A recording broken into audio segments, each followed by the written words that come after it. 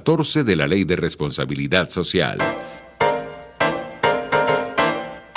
A partir de este momento, los invitamos a formar parte de esta mesa donde se componen y descomponen los problemas del país.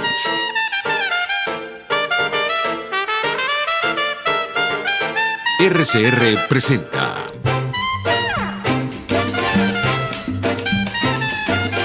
Buen Provecho.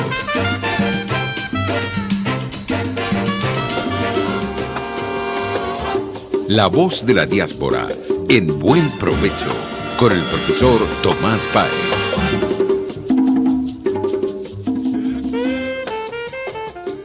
Buenas tardes, querida audiencia global. Nuevamente a través de la emisora pionera de la radio venezolana, de la radiodifusión venezolana Radio Caracas Radio, en el programa pionero de la diáspora venezolana, de la voz de la diáspora en Buen Provecho a través de Radio Caracas Radio. En la dirección de la estación, Jaime Nestares, en la gerencia de producción, Willit Sarcaya, en la producción, Carla Sons, en los controles, José Gregorio González, y en la conducción, este servidor, Tomás Páez. Hoy tenemos, bueno, hay varias cosas antes de decirle nuestra invitada de lujo. Hoy tenemos un día de beatificación al doctor José Gregorio Hernández, que de verdad que en este contexto en el que nos encontramos nos haría falta una persona dedicada como él, como se han dedicado muchos médicos y enfermeras en todo el mundo a atender esta crisis enorme del coronavirus que ya lleva unos cuantos centenares de miles de fallecidos y unos cuantos millones de contagiados. Con nosotros tenemos a, repito, una invitada de lujo y además yo creo que obligatorio saber el trabajo que ella hace, María Alejandra Trujillo, Mariale Trujillo. Ella es periodista de esta casa, conductora de los dos programas, Palabras Más, Palabras Menos, y en Conexión 750 RCR. Tiene máster en comunicación, tiene un currículum extenso, trabajó en Globovisión en el programa Aló Ciudadano durante 3 años, creo, 2010-2013, si mal no recuerdo. Es voluntario de Cáritas y se ganó el premio, entre otros, el último que yo conozca, del año 2019, otorgado por Conindustria. ¿Por qué Mariale en este programa de la diáspora? Bueno, porque Mariale ha hecho entrevistas a todas las organizaciones gruesas de Colombia, ha hecho entrevistas a Migración, ha hecho entrevistas a asociaciones civiles, ha hecho Migración Colombia, ha hecho entrevistas a la gente de fronteras, ha hecho entrevistas a las personas que han estado trabajando este tema, organizaciones en sus programas.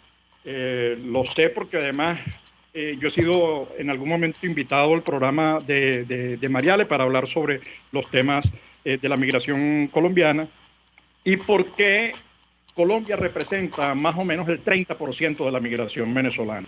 En estos días aparecían informaciones en Colombia con gran preocupación porque los 100.000 que retornaron a Venezuela se están transformando en 250.000 que están regresando a Colombia en la medida en que Colombia está activando su aparato productivo, está tratando de promover el desarrollo económico para evitar que el colapso de la economía produzca consecuencias tan drásticas o peores que aquellas que produce el coronavirus. Entonces, queríamos dejarle en el aire una primera pregunta a Mariale. Tenemos una migración que está retornando de alguna manera, si es que esa palabra existe, pero además Colombia es una fuente fronteriza, 2.300 kilómetros que suponen además el trasvase de gasolina que antes se hacía de Venezuela a Colombia, ahora de Colombia a Venezuela, aun cuando hay un precio superior, por ahí pasa el 35% de la droga, por ahí hay grupos ilegales, incluso controlando parte del territorio venezolano en la zona, como nos han denunciado en otros programas, en la zona de Guayana. Todo esto para que Mariale, que es una invitada de lujo, y muchísimas gracias, María Alejandra, por haber aceptado la invitación a participar en este programa. Profesor Tomás Páez, un gusto compartir con usted en su espacio en Radio Caracas Radio. Le tengo un profundo agradecimiento por colaborar con nosotros siempre con información útil acerca de este fenómeno inédito en América Latina, y yo le diría que en el mundo. Venezuela se dirige a ser el país que ha generado una migración más importante después de Siria. Usted me corregirá si me equivoco, una nación que no está en guerra, una nación que no ha sufrido una catástrofe natural y sin embargo sufre de este fenómeno, insisto, inédito. Yo le diría que ahora mismo hay gran preocupación en la frontera del lado venezolano por la cantidad de ciudadanos que están recorriendo kilómetros de distintos estados de nuestro país en las peores condiciones para salir otra vez de Venezuela. En Colombia, efectivamente, las autoridades y concretamente el director de Migración lo ha dicho en varias declaraciones en los últimos días. Existe preocupación una vez que se abra definitivamente la frontera. Recientemente ellos informaban que el paso iba a permanecer cerrado hasta que estén dadas las condiciones para su reapertura. Él decía, debemos ser conscientes que una apertura de la frontera representa enormes desafíos, principalmente en materia de salud. A quienes usan las trochas, él decía, para ingresar a Colombia, les pedimos que se abstengan de hacerlo, que no se expongan y que no expongan al país y a su gente. Y es que hay que recordar, profesor, lo hemos hablado con usted, que estamos en medio de la pandemia de coronavirus. Esto a veces se nos olvida, pero esto ha significado un desafío para los sistemas de salud en todo el mundo, incluyendo el venezolano. Las dimensiones de este fenómeno no sabemos hasta dónde va a llegar, lo hemos hablado con usted. Hay algunas proyecciones de más de 200.000 personas que podrían abandonar nuestro país. Sin embargo, hoy día ya somos más de 5 millones de venezolanos. Usted maneja una cifra incluso superior. Es la última que manejan organizaciones como ACNUR, la Organización Internacional de Migraciones, o el propio comisionado de Secretaría de la OEA, David Smolensky, para migrantes y refugiados venezolanos. Es un fenómeno que no va a parar. Y como decía el profesor Ronald Rodríguez del Observatorio de Venezuela, la Universidad del Rosario, esto es una especie de tsunami. Inicialmente hubo un retorno de venezolanos en medio de la pandemia, pero ahora lo que se espera es que este fenómeno continúe, es decir, la salida de ciudadanos de nuestro país. Profesor.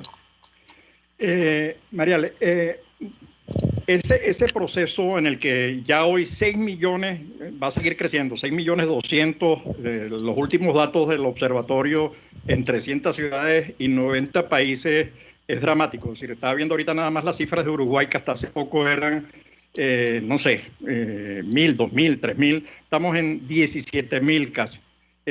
Uruguay, en Paraguay, que era un lugar que, digamos, que no había 10 venezolanos o 15 venezolanos, hoy hay más de 4.000. Es que yo me quedo impresionado con el tema. Entonces, la pregunta es, Latinoamérica, y lo relaciono, déjame rebobinar, Europa acaba de tomar una decisión con crear un acuerdo que no convenció a nadie, el acuerdo de migración y refugio. No convenció a nadie, todo el mundo salió descontento de la reunión. Y en el caso latinoamericano, están llegando millones de venezolanos. Solo en Colombia hay 2 millones. Eso es el doble de lo que recibió, el triple de lo que recibió, ¿cómo se llama? Alemania, que fue el país que recibió más migrantes. Y sin embargo, nos reciben vacunándonos, nos reciben sin papeles, nos reciben sin cédula, nos reciben sin pasaporte y van directo a nuestras parturientas a Cúcuta, a Riohacha o a Barranquilla, y son bien atendidas. ¿Cómo evalúas y comparas tú esos dos procesos, Latinoamérica versus Europa? Bueno, en el caso concreto de Colombia, bueno, en general América Latina, creo que inicialmente ha habido gran sensibilidad con relación a este tema, independientemente de que probablemente no se han tomado las medidas suficientes. Y le digo por qué, profesor. Y lo decía David Molansky en una entrevista reciente a La Voz de América, el comisionado de la Secretaría de la OEA para la crisis migratoria de venezolanos y refugiados en la región. ¿No? Y es que, profesor, insisto, espero que me escuche usted, el problema es que ahora mismo el problema o esta crisis se está manejando como algo temporal y da la impresión que no es así. Lamentablemente es un fenómeno más permanente del que quisiéramos. Y el llamado que han hecho las autoridades, o al menos desde la OEA, es que los países tienen que empezar a pensar en medidas de calado que perduren en el tiempo. Por ejemplo, David Molansky ponía como ejemplo Brasil. Es la única nación o una de las pocas naciones en América Latina que ha reconocido como refugiados los venezolanos en forma colectiva. Él decía, bueno, esta es una medida, no es la única, no es suficiente. En Colombia, ahora mismo el Senado está discutiendo una ley sobre la cual ha habido toda clase de observaciones para establecer una política integral migratoria del Estado colombiano. Es la nación que más venezolanos tiene en el exterior.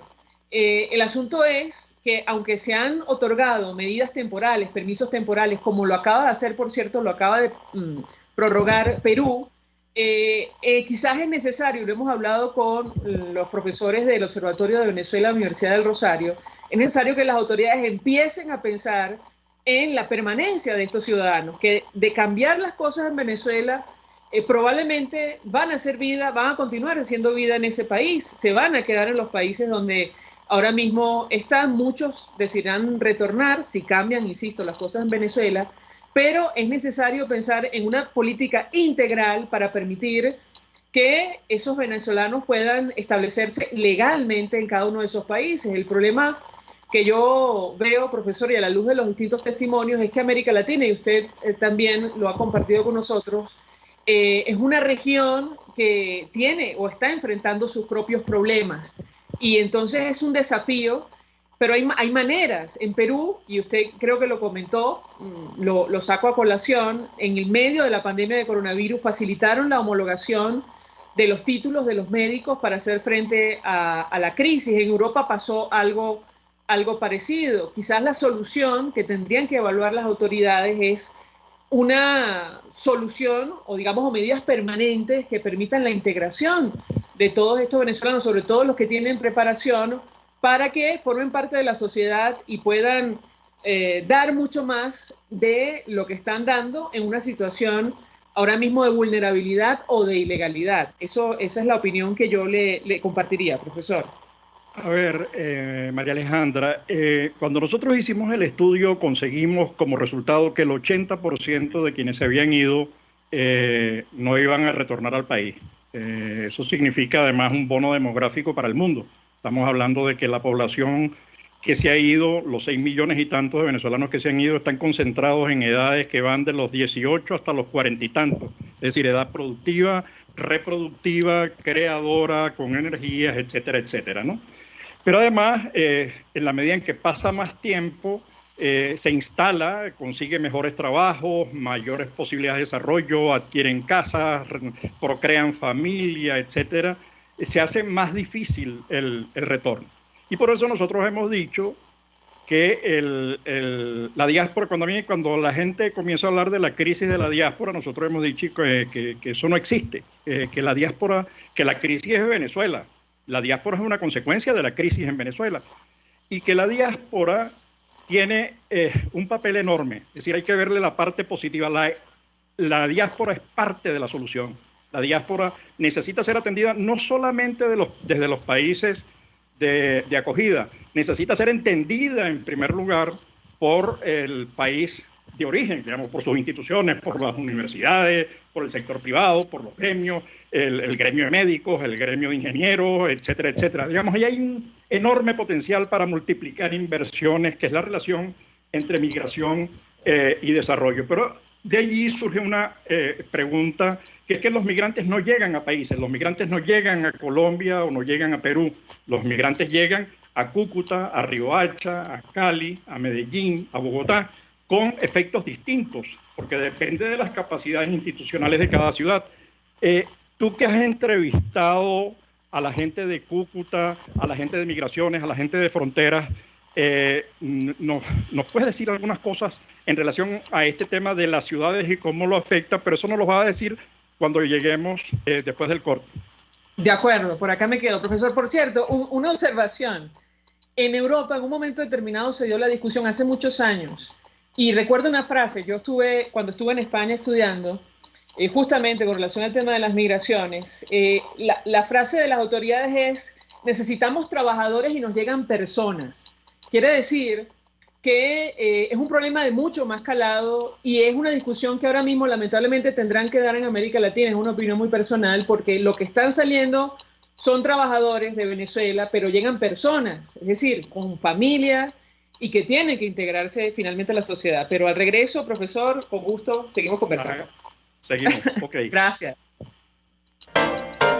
Usted escucha Buen Provecho por rcr.tv, la radio que se ve.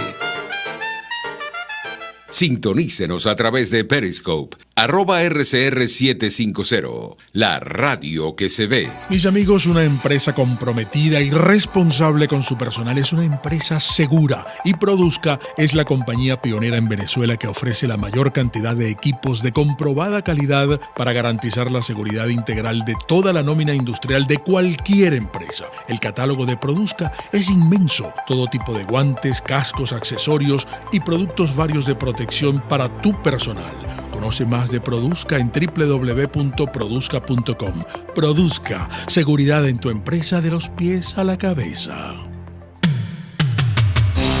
Antes de empezar el día, entérese de lo que acontece en el país junto a Pedro García Otero en Titulares de la Mañana. De lunes a viernes a las 6:30 de la mañana. Acompáñelo y empiece su día bien informado.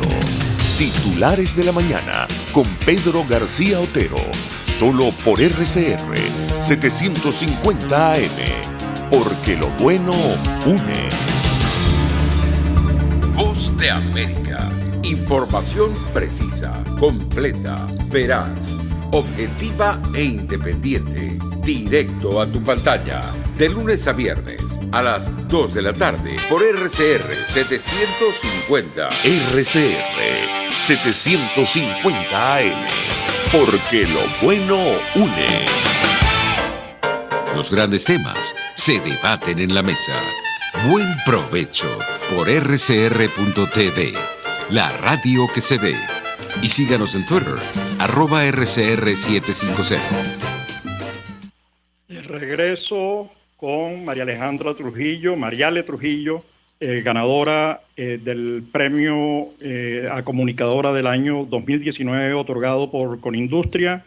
Es periodista, dirige 2 programas en esta casa, en nuestra casa Radio Caracas, Radio 750. Además es miembro voluntario de Cáritas y es conocedora porque ha estado entrevistando a todas las personas involucradas, relacionadas con este tema.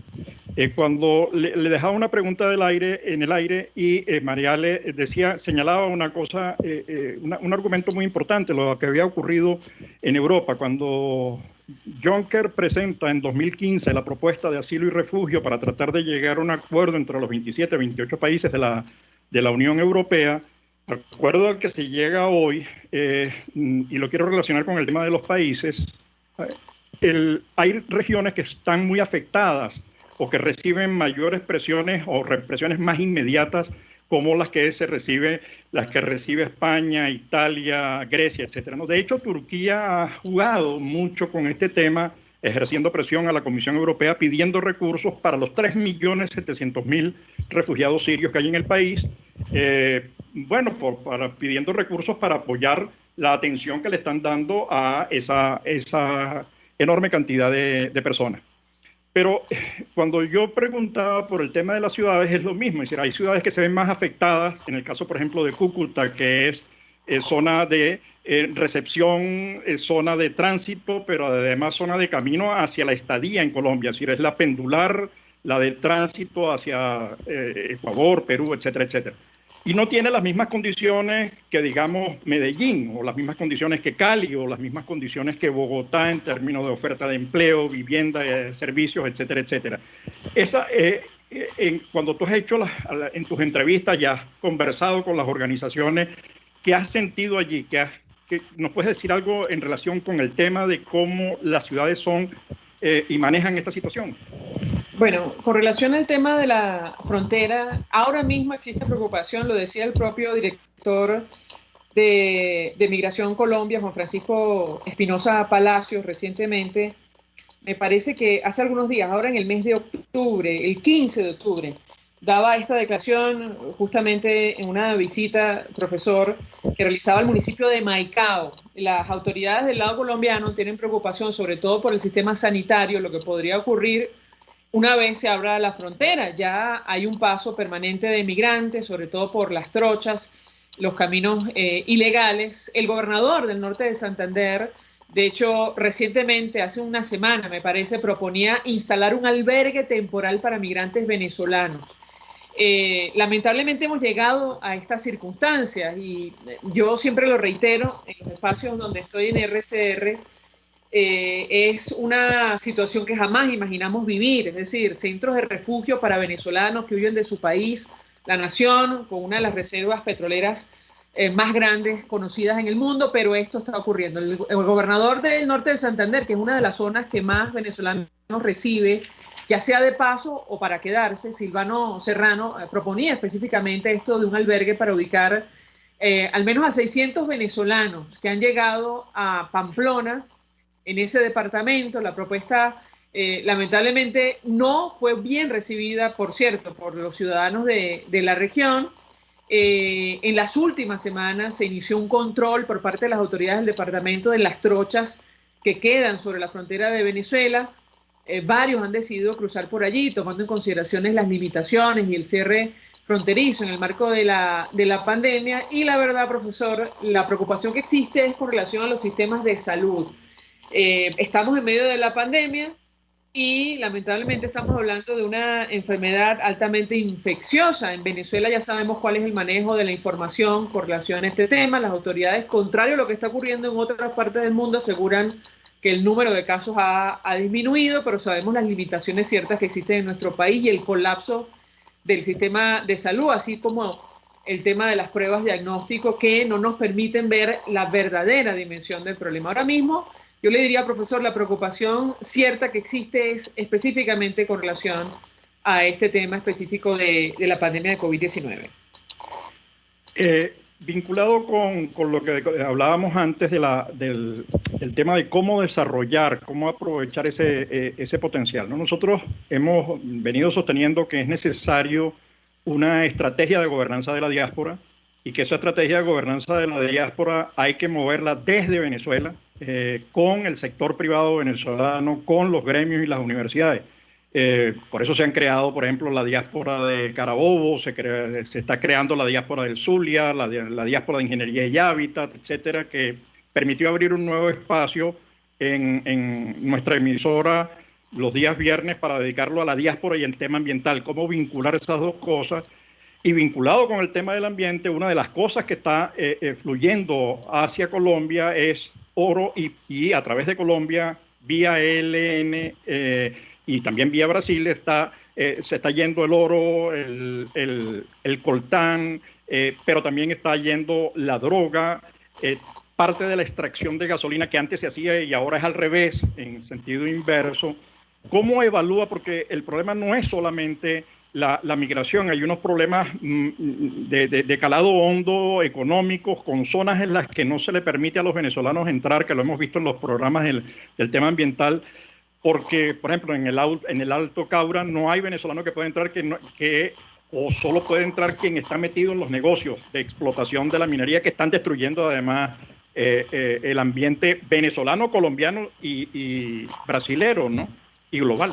Yo le recomiendo, profesor, bueno, a la audiencia, a quienes nos siguen ahora mismo, sobre todo a través de las plataformas de RCR, en Internet, revisar un trabajo que publicó, si no hoy, el día de ayer, La Opinión de Cúcuta, que es un medio de comunicación que sigue de cerca, como es natural, este fenómeno de los migrantes venezolanos, los refugiados venezolanos. Ellos advertían, entre otras cosas, que las autoridades han detectado efectivamente, como dice usted, el contrabando de toda clase de bienes.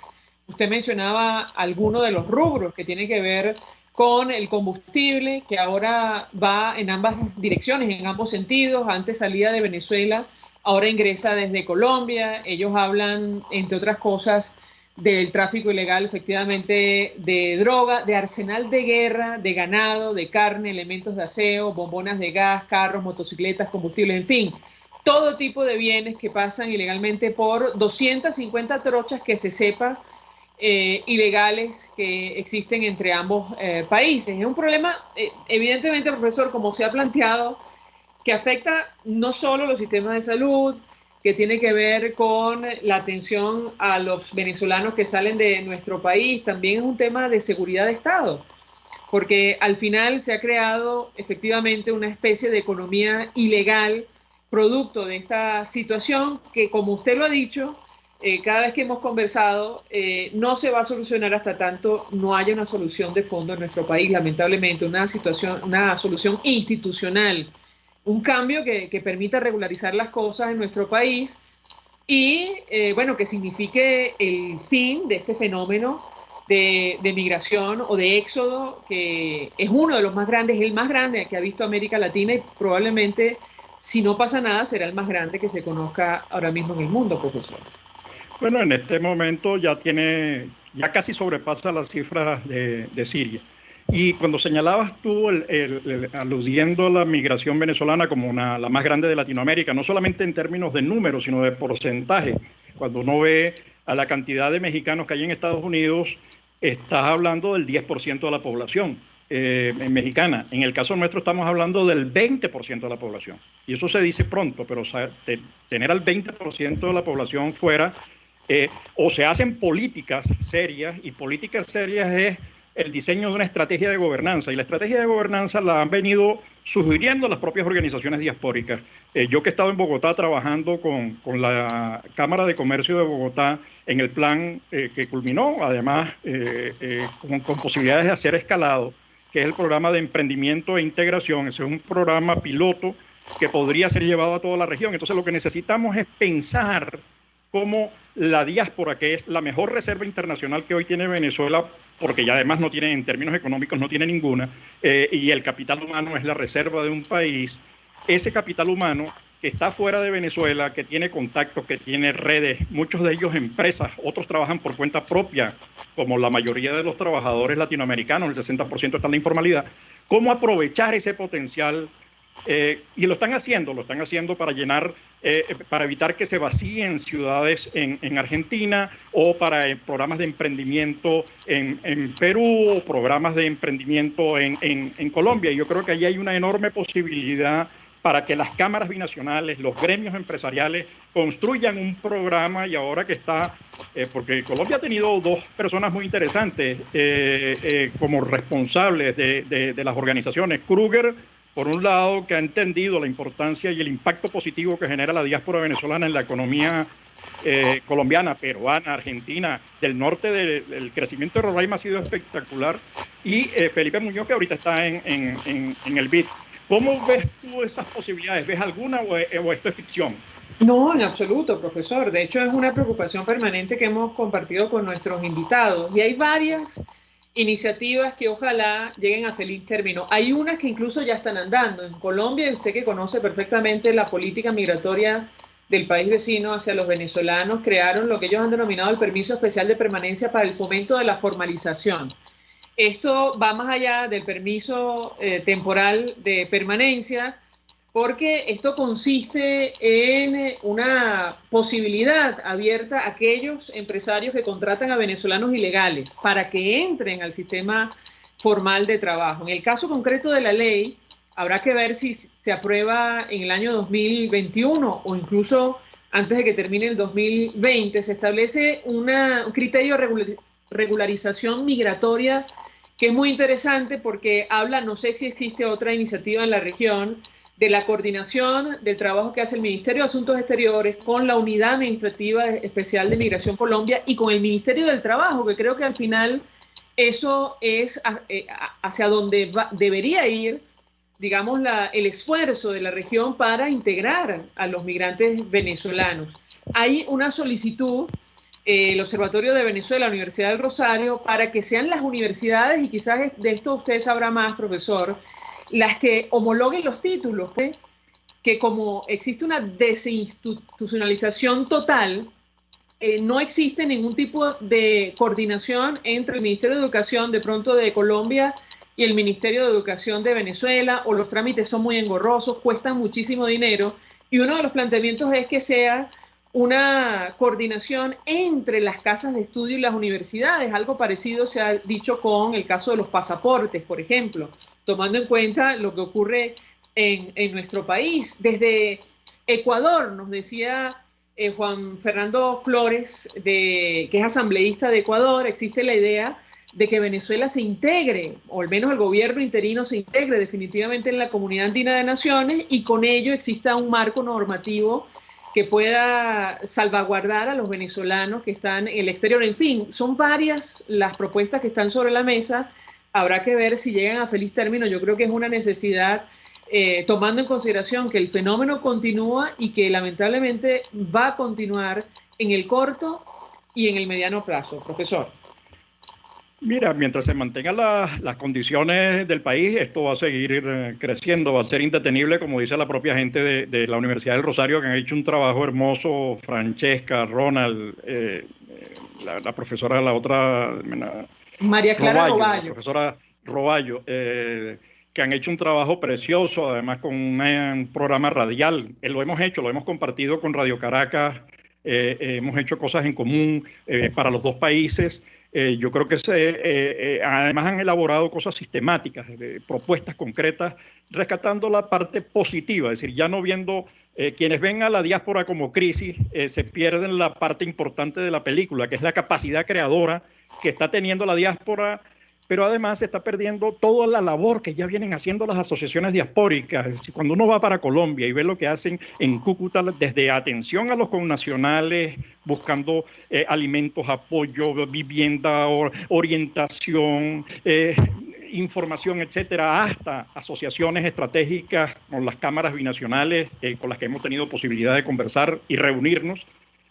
Yo creo que ahí hay un enorme potencial para pensar el tema. Yo creo que el tema de la diáspora necesita una vuelta de tuerca, pasar del, yo no sé cómo llamarlo, decía en una propia reunión con las asociaciones allá en Bogotá de los venezolanos cuando estuve hace como 2 o 3 años, que hay que pasar de la parte como reactiva a la parte proactiva, la parte de pensar cómo utilizar esa capacidad humana que tenemos para hacer alianzas, para sumar capacidades, para irnos preparando desde ya, no solamente para el día 1, sino para ir construyendo desde ya el futuro conjunto, porque a Latinoamérica le interesa una Venezuela en desarrollo, a Colombia le interesa y a Venezuela también tener un flujo comercial de 7.000 millones, 8.000 millones de dólares que llegó a alcanzar. Nos quedan unos pocos minutos, María Alejandra, así que por favor, danos algún mensaje, dinos algo, incluso en relación con tu premio, que te hizo sentir el premio que obtuviste, que te fue otorgado por Conindustria, que a mí me parece muy bien merecido y muy bien otorgado de parte de Conindustria. Bueno, profesor, es un reconocimiento y lo agradecimos en su momento profundamente, porque, entre otras cosas, nosotros hacemos este trabajo pensando más en llevar la información oportuna a los ciudadanos a través de todas las plataformas que tenemos acceso, sobre todo en RCR, pero no pensamos, digamos, en ese tipo de reconocimientos o de galardones. Muy agradecida, como siempre, con el sector empresarial por ese reconocimiento. Yo le diría, profesor, que este tema de la migración, que duele y mucho, que jamás imaginamos iba a ocurrir en un país como el nuestro, que lo tiene absolutamente todo, y esto no son solo palabras. Basta con salir más allá de nuestras fronteras para darnos cuenta la nación que tenemos, Pero en todo caso, creo que es un tema que hay que seguir de cerca. La labor que usted realiza es invaluable y aprovecho esta oportunidad que me da para decirlo, porque estamos hablando de venezolanos que salen en una situación francamente vulnerable y que ahora mismo, en medio de la pandemia, como decía David Smolansky en la entrevista con La Voz de América, pasan a ser los vulnerables de los vulnerables. Ojalá exista esa conciencia, creo que la hay. Las políticas van mucho más lento de lo que uno desearía, pero existe la conciencia de que los venezolanos en el exterior necesitan protección permanente. Es un fenómeno que va a continuar, lamentablemente, en el corto, en el mediano plazo, y ojalá nos sigan acompañando y a los venezolanos no se les deje solos en esta crisis.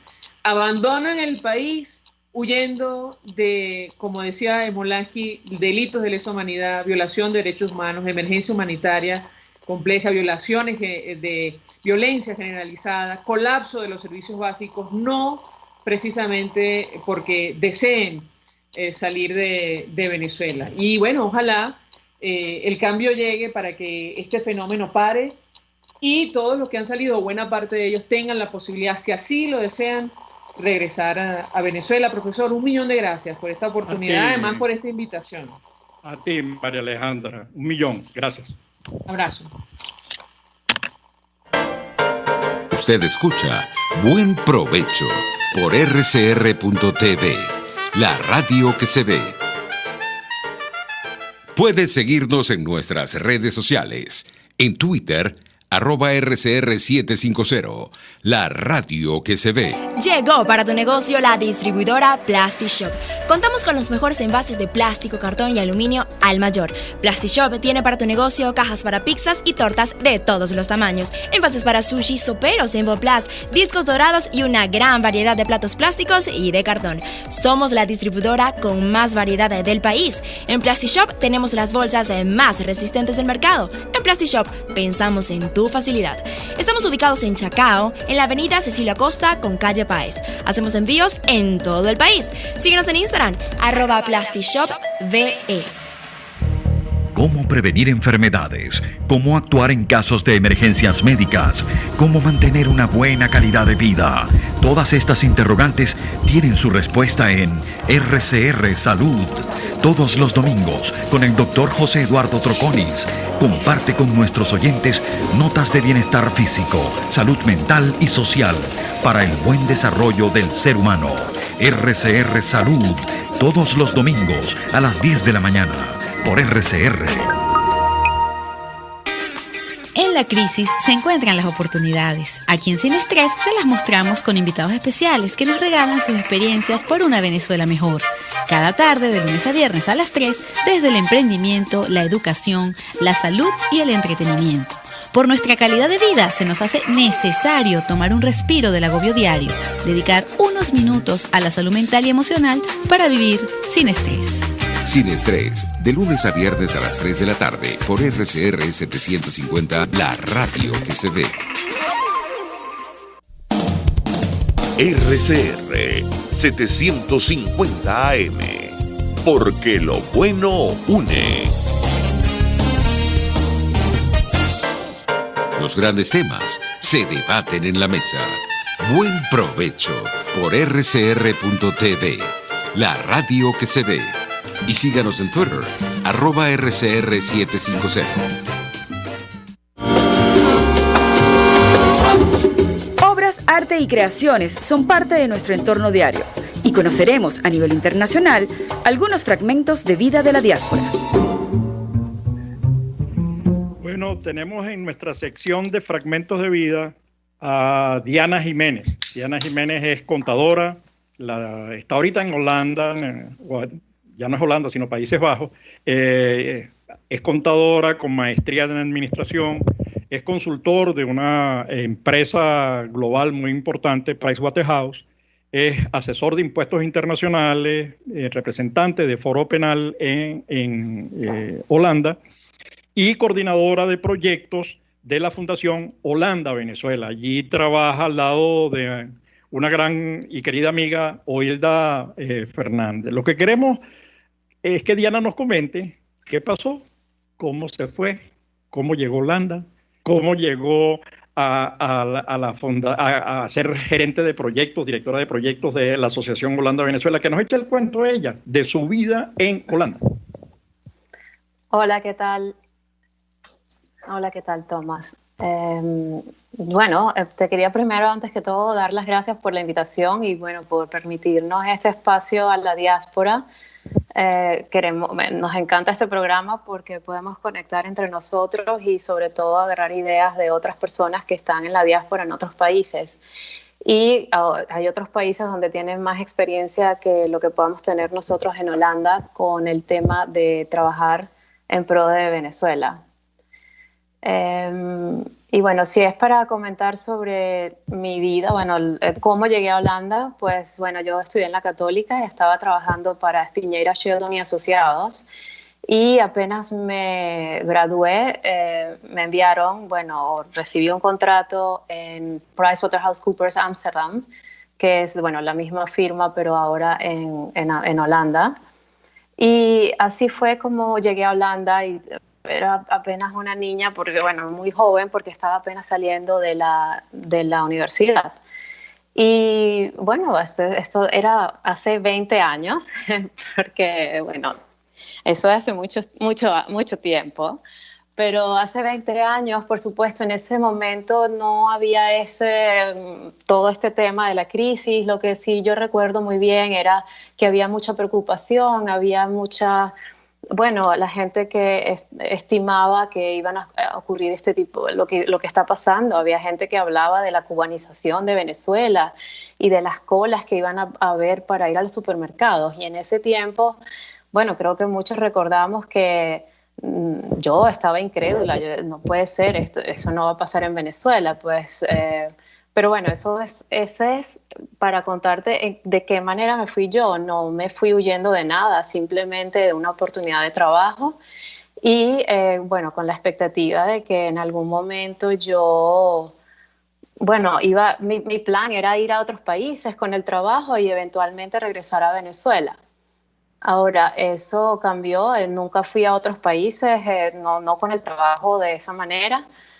Pero sí, bueno, me quedé en Holanda y, bueno, por supuesto, me adapté muchísimo a Holanda. Yo soy feliz en Holanda, en Ámsterdam. Me encanta la vida aquí, pero últimamente, sobre todo, creo que cuando nació mi hijo fue que sentí como la necesidad de reconectar con mis raíces y de, bueno, también empecé a extrañar más a la familia. Y fue cuando también eso se unió con esta crisis tan grande que tenemos y bueno, entonces fue cuando me activé más a ver de qué manera podíamos ayudar. Y bueno, fue así como, bueno, eso es como yo llegué a Holanda y ahora, bueno, vivo en Holanda, tengo familia. ¿Y cómo te sientes ahora incorporada a la actividad o más incorporada a la actividad con esta Asociación Holanda-Venezuela? ¿Qué sientes que puedes hacer allí? ¿Cómo sientes que es tu contribución? ¿Cuáles son los aportes que puede hacer la diáspora a Venezuela? ¿Cómo lo ves? Bueno, yo creo que mi ejemplo es bastante interesante a lo mejor para personas que están evaluando qué pueden hacer, porque... sobre todo personas que tenemos mucho tiempo afuera, a lo mejor hemos perdido un poco la conexión, pero es muchísimo lo que podemos hacer, pero por una parte vemos que, bueno, hay tantos problemas, por dónde empezar, y por otra parte sentimos, bueno, estamos solos, ¿qué podemos hacer? Y bueno, Holanda es pequeña, entonces es como más manejable. Pero mi búsqueda de qué hacer, bueno, comienza con activarme con las manifestaciones que hacíamos, por supuesto, antes de COVID, que se hacían manifestaciones y yo participaba bueno, siempre estábamos hablando sobre el tema, pero preguntábamos qué hacer. Ahora, una reseña interesante fue que en una de las manifestaciones una persona del público, de las personas que caminaban por ahí, él era una persona, bueno, china, me dice, ¿por qué están manifestando? ¿Qué hacen? Porque yo he escuchado sobre Venezuela y no entiendo por qué manifiestan, por qué están, de qué protestan. Y bueno, la conclusión, después de explicarle un poco, yo a la conclusión le dije, mira, el gran problema es la violación de derechos humanos. De todos los problemas que tenemos, creo que el primer gran problema es derechos humanos. Y el señor me dice, derechos humanos, pero claro, en inglés, human rights. Me dice, human rights, como que no entiende qué es no sabe qué es derechos humanos. Y yo inicialmente estaba incrédula, pero después dije, no, sí, es verdad, de verdad no me entiende lo que estoy diciendo, o sea, no sabe, a lo mejor entiende las palabras, pero no sabe de lo que estoy hablando.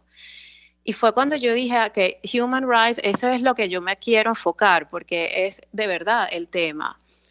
Y bueno, para mí, personalmente. Y entonces, bueno, por eso así es mi búsqueda de qué hacer. Decidí, bueno, ahora con Oilda y con Gira Armas, que también es parte de la fundación, ayudarlas, bueno, prácticamente colaborar con ellas para hacer esto y también, bueno, unirnos a otras organizaciones que están trabajando desde hace muchos años en Holanda, la verdad, y que lo hacen muy bien, pero de esta manera podemos ayudar, bueno, juntos, y juntos tenemos más fuerza. Diana, ¿cómo ustedes tienen en Holanda la Corte Penal Internacional? Una de las cosas que se está discutiendo en este momento y luego del informe de la Comisión para Determinación de Hechos de Naciones Unidas, ya salen incluso nombres de responsables, ¿no? Que han violado y que han cometido crímenes de lesa humanidad, que se dice pronto, eso tiene... Y en la Corte está, hasta donde entiendo, me corrige, está la hermana del vicepresidente de Venezuela, de Tarek El Aissami, ¿no? En la Corte Penal Internacional. Ahí debe haber mucha presión, ahí debe haber mucha gente llevando información, documentando los actos de violación de derechos humanos. Yo creo que van a tener que crear un piso especial para Venezuela por la cantidad de violaciones que ha habido en todas las áreas. ¿Cómo hacen ustedes? ¿Cómo viven ese proceso? ¿Están cerca de eso? ¿Colaboran? Cuéntame. Una de las partes, precisamente con el tema de derechos humanos y mi enfoque personal, ha sido, tratar de colaborar con Foro Penal en Venezuela. Ellos, por supuesto, están apoyando a los presos políticos y a las familias de los presos políticos, a las víctimas de represión. Y ese trabajo es muy cercano también, por supuesto, a la Corte Penal. Bueno, en este momento con las Naciones Unidas, pero también con la Corte Penal. Por supuesto, el hecho de que estamos aquí en Holanda, tan cercanos a la Corte, nos da por lo menos estar cerca físicamente y de esa manera también poder apoyar a cualquier persona que pueda estar, que necesite pasar por acá y necesite un poquito de orientación. Generalmente no es tan clave esa parte, pero sí podemos ayudar también de forma logística y sobre todo, más que la presencia física cerca de la Corte, yo creo que más importante es que en Holanda hay muchas organizaciones de derechos humanos que son internacionales y que pueden también tener un aporte para esta defensa de derechos humanos que tenemos nosotros desde Venezuela.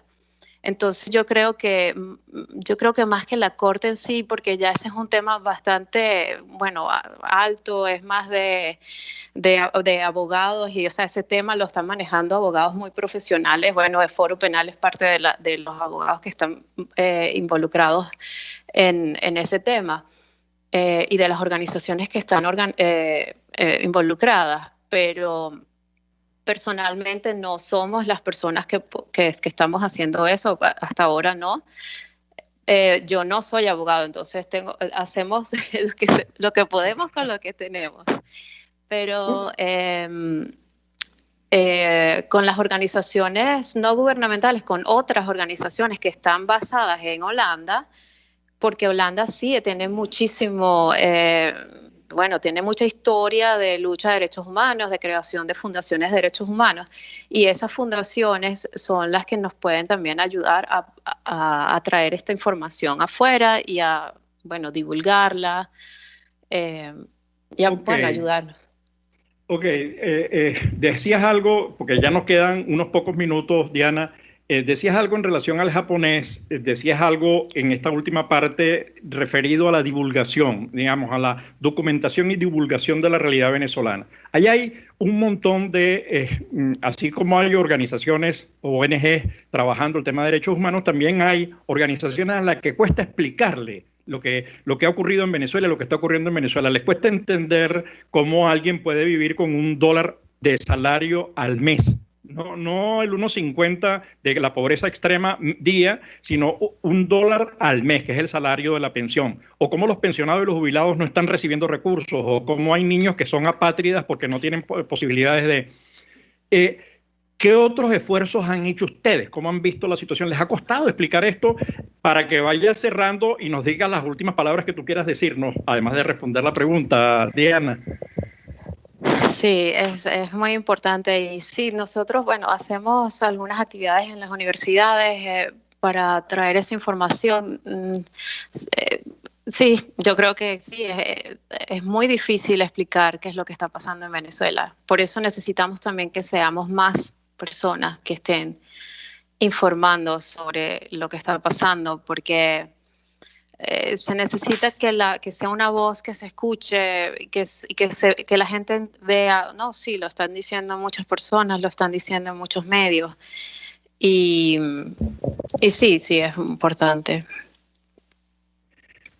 Bueno, Diana, de verdad que... Y con respecto a mis palabras finales, ¿para qué? Ok, perfecto. Yo quiero invitar a la diáspora, porque igual que a mí, a muchas personas y que seguramente están buscando su camino a cómo ayudar, pensar, cuál es el tema que me gusta, cuál es el tema que más me apasiona, porque más me molesta, y buscar de ese tema, cuál organización no gubernamental en Venezuela está trabajándola para poder también apoyarla. Yo creo que esa es una manera muy fácil de comenzar el activismo o de comenzar a ayudar, que es una ayuda que está muy necesitada en este momento, donde no hay luz, donde ellos tienen dificultades con luz, con internet. Entonces ellos pueden compensar esas dificultades con apoyo desde afuera.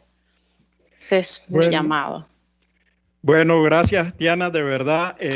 Diana es contador, además miembro y jefe de proyectos de la Alianza Holanda-Venezuela, junto al equipazo que tienen allí. Así que 1.000.000 por tu tiempo y gracias por darnos esta información de lo que están haciendo en Holanda. Y a nuestra audiencia global, invitarlos para el próximo lunes en nuestro espacio acostumbrado, La Voz de la Diáspora en Buen Provecho. Gracias. La Voz de la Diáspora en Buen Provecho con el profesor Tomás Páez.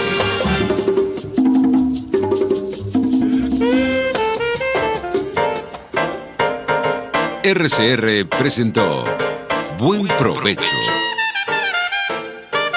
Síganos en Twitter en @RCR750. RCR 750 AM, porque lo bueno une. RCR presentó Buen Provecho, una producción nacional independiente con certificado número 22.388 para dar cumplimiento al artículo 14 de la Ley de Responsabilidad Social. RCR 750 AM.